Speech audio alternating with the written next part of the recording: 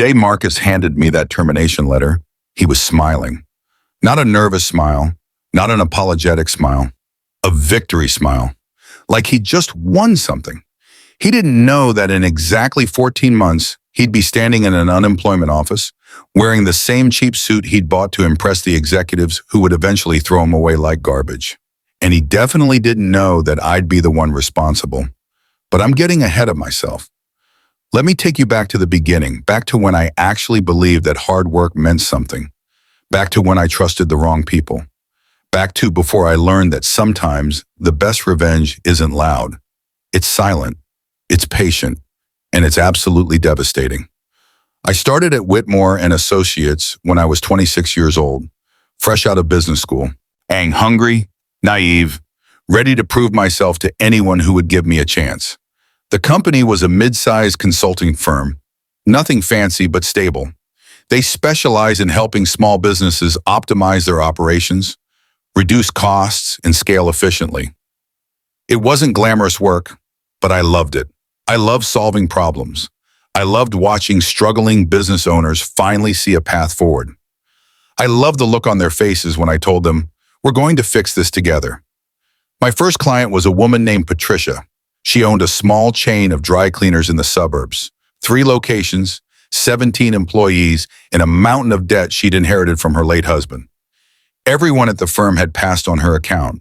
Too small, too messy, not worth the commission. But I saw something in her. Determination, grit. Listen, I took her case for almost no fee. I spent weekends going through her books, reorganizing her supply chain, renegotiating her vendor contracts. I found $47,000 in annual savings she didn't know existed.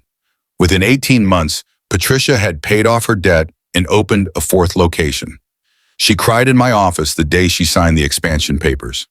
"You saved my family," she said. I'll never forget those words.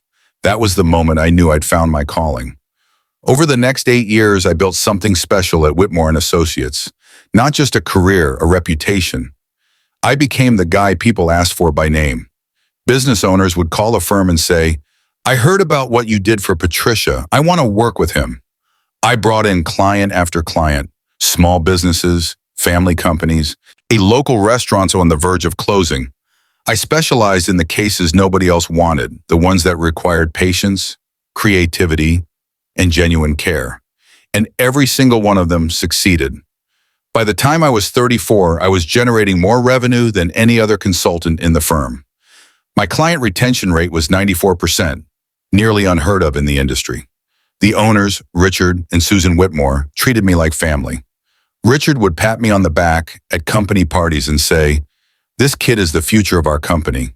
Susan would send me birthday cards signed "with love." I believed them. I believed I had a home. I was so stupid. The Whitmores announced their retirement on a Thursday in March. I remember the weather was beautiful, one of those early spring days where everything feels hopeful and new. They gathered the whole company in the conference room and told us they'd sold the firm to a larger consulting group called Nexus Partners. "Don't worry," Richard assured us. "The new owners have promised to keep the existing team intact. Nothing is going to change." He was looking directly at me when he said it. Looking back, I think he was trying to apologize. Marcus Chen arrived 2 weeks later. He was the new director of operations, essentially our new boss. 42 years old, expensive haircut, perfectly tailored suits. He smiled constantly, but his eyes never matched. Cold eyes, calculating eyes. In our first meeting, he shook my hand and said, "I've heard great things about you. You're exactly the kind of talent Nexus values." Something felt wrong, but I pushed the feeling aside. I wanted to believe the best in people. Another mistake. Over the next few months, Marcus began making changes. Small ones at first, new reporting structures, additional paperwork, more meetings about meetings. Then the changes got bigger. He started pressuring consultants to upsell clients on services they didn't need. He introduced efficiency metrics that prioritize quick profits over long-term relationships. I pushed back. "This isn't how we do things here," I told him in a private meeting. "Our clients trust us because we actually help them, not because we squeeze them for every dollar." Marcus leaned back in his chair and smiled that empty smile. I appreciate your passion, he said, but things are different now.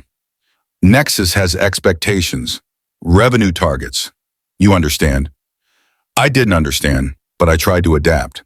Well, I kept serving my clients the way I always had, with honesty, transparency, and genuine care. I figured my results would speak for themselves. They had for 8 years. Why would that change now? The email came at 4:47 p.m. on a Friday. Please report to Marcus Chen's office immediately regarding your employment status. My stomach dropped. I'd heard rumors about layoffs, but I never thought, I was the top performer. I'd brought in more revenue than anyone else the previous quarter. I walked into Marcus's office on shaky legs. He was sitting behind his desk with 2 HR representatives I'd never seen before. They had folders in front of them. Thick folders. Please sit down, Marcus said. I sat. I'll get right to the point, he continued. Due to restructuring and budget constraints, we've had to make some difficult decisions. Your position is being eliminated effective immediately. The words didn't make sense. I'm sorry, what? Budget cuts, he repeated smoothly. It's nothing personal, just business. I looked at the HR representatives. They wouldn't meet my eyes. Budget cuts? My voice cracked. I generated more revenue last quarter than 3 other consultants combined. How does that make any sense? Marcus's smile didn't waver. The decision has been made. But my clients will be reassigned, will handle the transition. My mind was spinning. 8 years. 8 years of my life. My passion, my dedication, gone in 60 seconds. Can I at least have some time to... Your access has already been revoked. Security will escort you to collect your personal belongings. We wish you the best in your future endeavors. That's when I noticed it. Through the glass wall of Marcus's office, I could see someone sitting at my desk. A young guy, early 20s. He was already logging into my computer, already going through my files, and standing next to him, pointing at the screen and laughing about something, was Marcus's nephew. I'd met him once at a company event, fresh out of college, no experience, no skills, but the right last name. That's when it all clicked. This wasn't about budget cuts. This was about clearing space. I turned back to Marcus. You planned this? His smile flickered for just a moment, a flash of something dark underneath. I don't know what you're talking about. Please don't make this difficult. I wanted to scream, and I wanted to flip his desk over and tell him exactly what kind of person he was. But I didn't, because even in that moment of absolute humiliation, some survival instinct kicked in.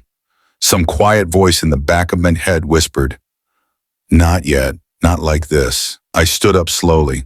"I'll need a copy of my termination agreement." "Of course.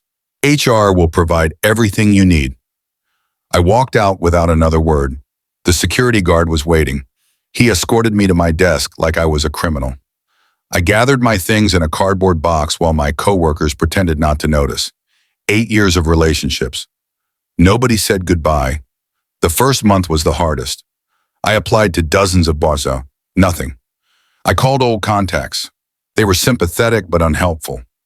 I started to wonder if Marcus had said something. If he'd poisoned my reputation somehow. The bills kept coming. My savings started to shrink. I stopped sleeping properly.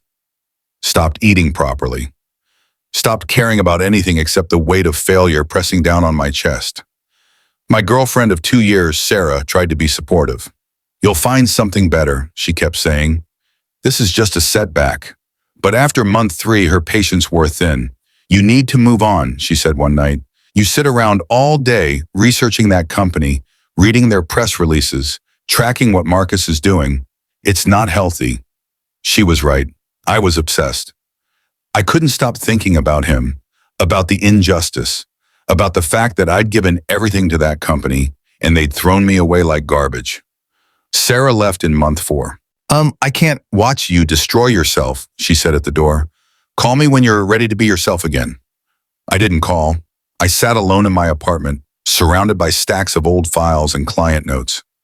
I had nothing left. Nothing except a growing flame of rage that refused to go out. It was Patricia who changed everything. 6 months after my termination, she called me out of nowhere. They reassigned me to your replacement, she said. That young kid, Marcus's nephew. I heard. He's terrible. He doesn't understand my business at all. He keeps trying to sell me services I don't need. Last week, he suggested I take on more debt to accelerate growth. I closed my eyes. I'm so sorry, Patricia. Don't be sorry. Be available. I'm leaving Whitmore. I want to hire you directly. I sat up straight. Well, what? You saved my business once. You know my operation inside and out. I don't want some corporate consultant. I want you. My heart started racing. Patricia, I don't have a company. I don't have an office. I'm just, then start one. She said it like it was obvious, like it was simple. I'll be your first client, and I have friends, other business owners who've been unhappy since the Nexus takeover. People who remember what you did for them. I was quiet for a long time. Why would you do this for me? Patricia laughed softly. Because you did it for me first, when nobody else would. I hung up the phone, and for the first time in 6 months, I felt something other than anger. I felt hope. I didn't rush. I'd learned that lesson. I spent the next 3 months doing everything right. I filed for an LLC. So I got proper business insurance. I consulted with a lawyer to make sure every contract, every clause, every word was airtight and legal. I wasn't going to give Marcus any ammunition. I named my company Cornerstone Consulting. Simple, honest, built to last. Patricia became my first official client.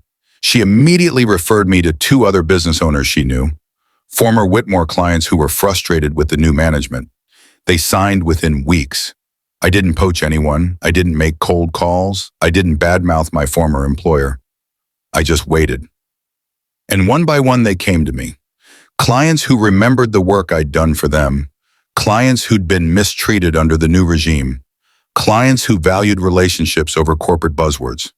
Within a year, I had 15 clients. Revenue was modest but growing. Well, and here's the thing about consulting. It's a relationship business. Clients don't sign with companies. They sign with people. And those people remembered me. Marcus had made a critical miscalculation. He thought that firing me meant he owned my work, my reputation, my relationships. But relationships can't be owned. They can only be earned. And he hadn't earned a single one. 14 months after my termination, I got an interesting phone call. It was from a journalist at the business section of our city's major newspaper. I'm writing a story about Nexus Partners, she said, specifically about their local operations. I've heard some concerning things from former employees and clients. Would you be willing to comment? I was careful. I don't have any negative things to say about my former employer, I told her. I'm focused on my own business now. I understand, but I'm seeing a pattern here. Nexus has been accused of deceptive billing practices, pressuring consultants to recommend unnecessary services, and prioritizing short-term profits over client welfare. 18 clients have left in the past year. Most of them went to you. I paused. I can't speak to any of that. You'd have to ask them directly. I have. They're not commenting. She was quiet for a moment. Off the record, was your termination legitimate? Several sources have suggested it was retaliation. I thought about it. Every part of me wanted to tell her everything, every humiliation, every injustice, every lie Marcus had told. But I held back. Off the record, I think my former employer made certain decisions that they're now regretting. But I don't have any proof of wrongdoing, and I wouldn't want to accuse anyone of anything I can't substantiate. Fair enough. Thank you for your time. The article came out 3 weeks later. It was devastating. Former employees described a toxic work culture. Clients described being pressured into expensive services they didn't need. Financial records showed that despite aggressive revenue tactics, profits had actually declined under Nexus management. And buried in the middle of the article was a single paragraph about me. Several former clients specifically cited their positive experiences with a consultant who was terminated shortly after the acquisition. He actually cared about our success, said one business owner. When he left, the quality of service disappeared completely. I didn't give them that quote. My clients did, on their own, because that's what happens when you build real relationships. People defend you even when you don't ask them to. The fallout was swift. Nexus Partners launched an internal investigation. They needed someone to blame. Guess who they chose? Marcus Chen was terminated 6 weeks after the article came out. Budget cuts, they called it. Sound familiar? I heard about it through the grapevine, former colleagues who'd started reaching out once the tide turned. But there was more. Remember Marcus's nephew? The one who'd taken my desk? The one who'd been handed my clients on a silver platter? He lasted 3 more months before he resigned to pursue other opportunities. 3 of his biggest accounts had already left. 2 more were threatening to follow. Turns out clients notice when you don't actually know what you're doing. As for Whitmore and Associates, Nexus ended up dissolving the local office entirely. Too much damage, too much bad press. The brand that Richard and Susan Whitmore had spent 30 years building was gone. All because a new boss thought he could trade relationships for revenue. All because he underestimated what happens when you betray someone who has nothing left to lose. A year after Marcus was fired, I got an unexpected email. Subject? Coffee? It was from him. My hand trembled as I clicked it open. Wow, I know you probably don't want to hear from me, but I've been doing a lot of thinking. I made mistakes. I was under pressure from above, and I took it out on the wrong people.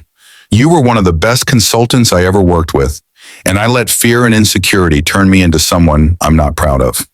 I'm not asking for forgiveness. I'm just asking for the chance to apologize in person. 30 minutes. That's all. Marcus, I stared at that email for a long time. Part of me wanted to ignore it, to delete it and move on with my life. But another part was curious. I said yes. We met at a coffee shop downtown.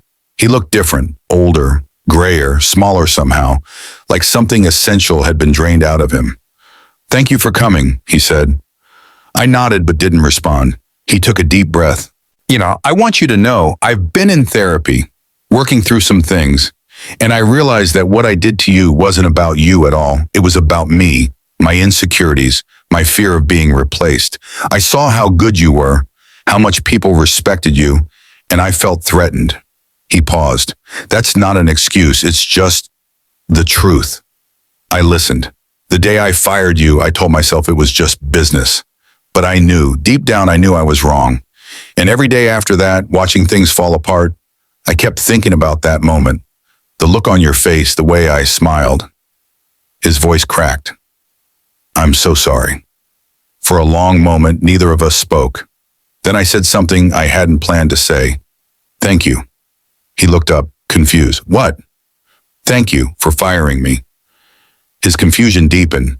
Meko, if you hadn't done what you did, I explained slowly, I never would have started my own company. I never would have realized that I was hiding behind someone else's name, someone else's vision. I was comfortable, and sometimes comfort is the enemy of growth. I leaned forward. What you did was wrong.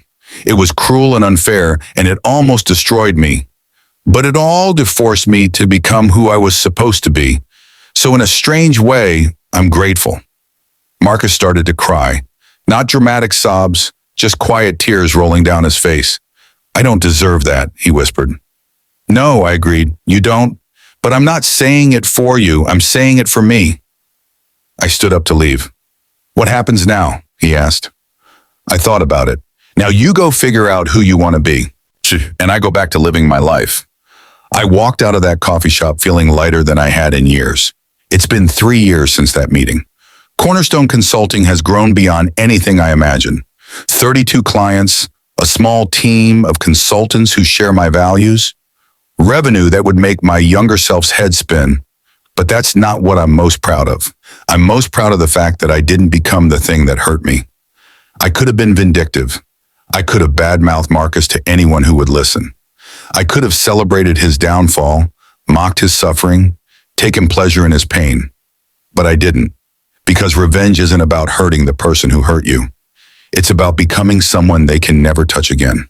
It's about building a life so good, so solid, so undeniably yours, that their betrayal becomes nothing more than a footnote in your story. Patricia still calls me every few months. Her dry cleaning business now has 7 locations and 35 employees. You saved my family, she still says. But the truth is, she saved mine first. She reminded me who I was when I'd forgotten. And that's the thing about dark times, they don't last. But the people who lift you up during them, they're the ones who matter. The night they fired me, they thought they were ending my story. They didn't realize they were writing the first chapter. If you're going through something like this right now, if someone has betrayed you, humiliated you, taken something precious from you, I want you to know something. The anger you're feeling is real. It's valid, and it wants you to react. Don't sit with it. Or learn from it. Let it transform you. Then build something so beautiful, so undeniable, that the people who doubted you have no choice but to watch. That's not revenge. That's resurrection. And in the end, it's the only victory that matters. The strongest steel is forged in the hottest fire, but only if you refuse to break. Before you go, hit like, subscribe, and comment your thoughts. Want to hear you.